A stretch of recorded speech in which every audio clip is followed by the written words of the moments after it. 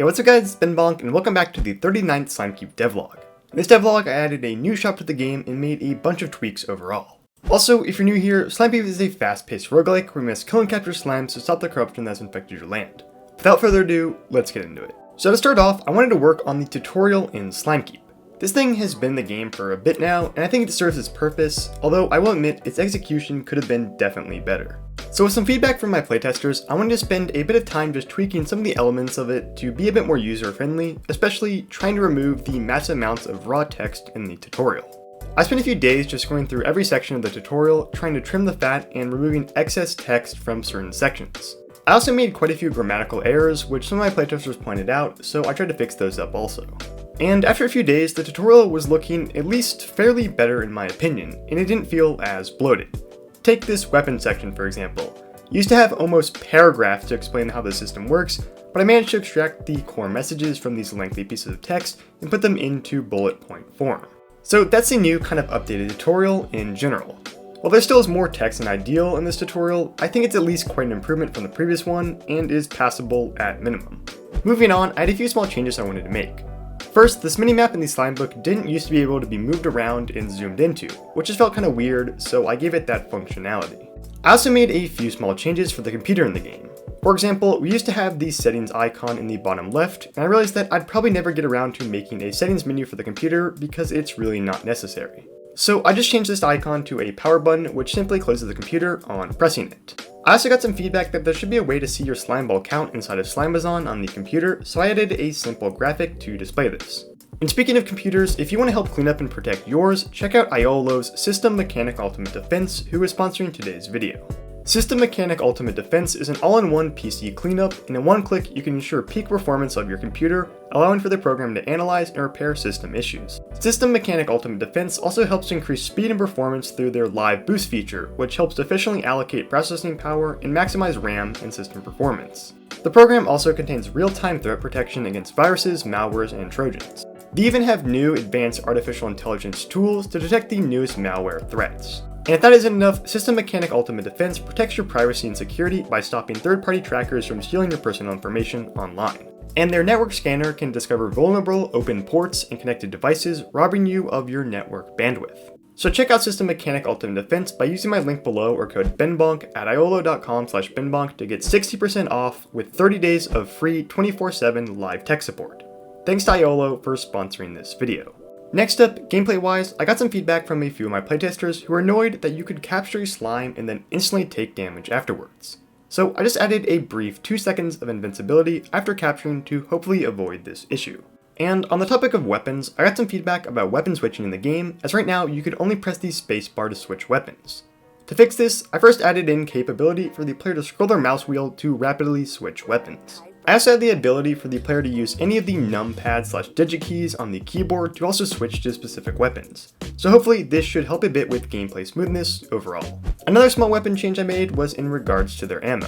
I got some feedback that weapons just didn't have enough ammo in general, so I increased every weapon in the game's ammo amounts slightly. Moving on, I made a few more balancing tweaks. For example, decreasing the price of every slime pet upgrade to be a bit more fair. Health was also apparently very hard to come by, so I wanted to make a few additions to mitigate this issue. First, I increased the amount of health pickups give upon collecting them. I also wanted to give a bit more of an incentive for capturing slimes in regards to health and ammo drops. So I created this system where once about to capture a slime, the minigame bar has a chance for the smaller black bar to appear. Then, if the player can time the release right on top of this bar, they will get a small reward such as +1 health or +250 battery. And finally, I started working on a whole new shop for the game, which would exclusively sell health, ammo, and battery.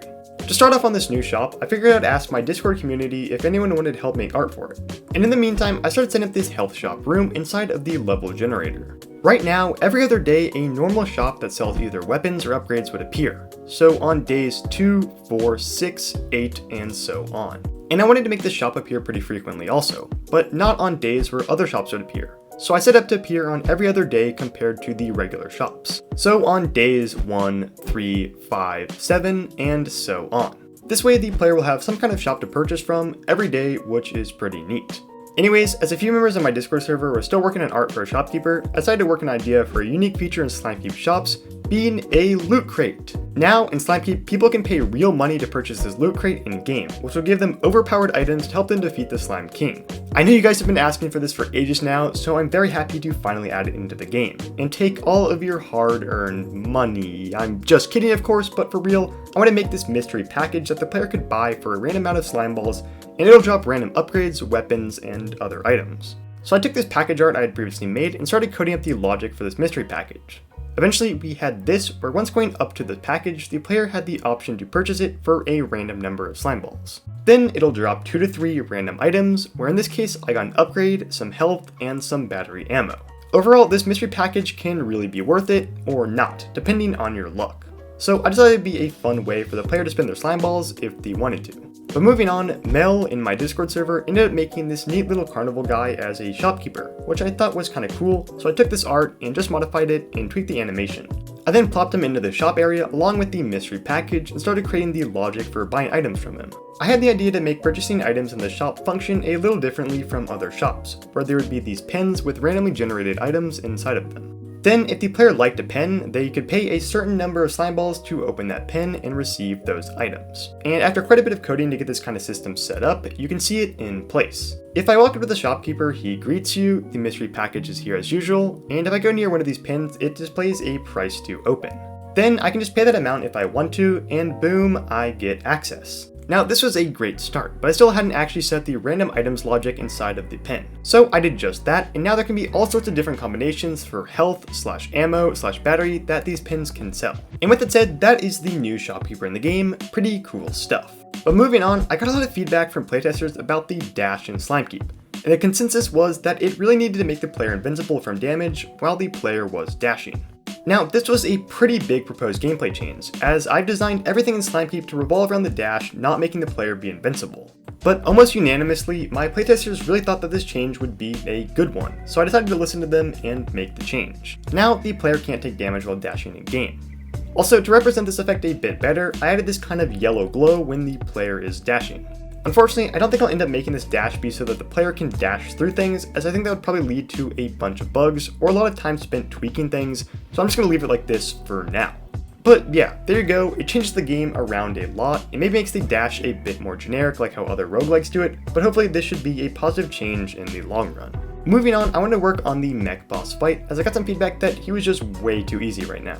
So I spent a few days making him harder, and better, and faster, and stronger. I also added in this machine gun addition to the flamethrower attack, as previously it was just pretty easy to avoid. But yeah, now the boss should hopefully feel a lot more like a boss overall, and not be so sluggish and easy.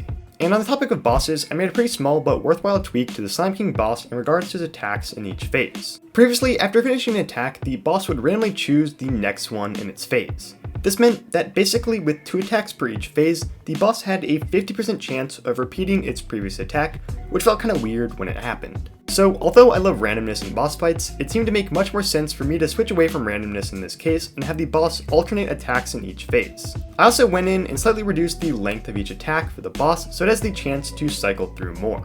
With these changes, the fight definitely felt much better overall, so good stuff there. Next, another small change I made was in regards to this Sliminator panel.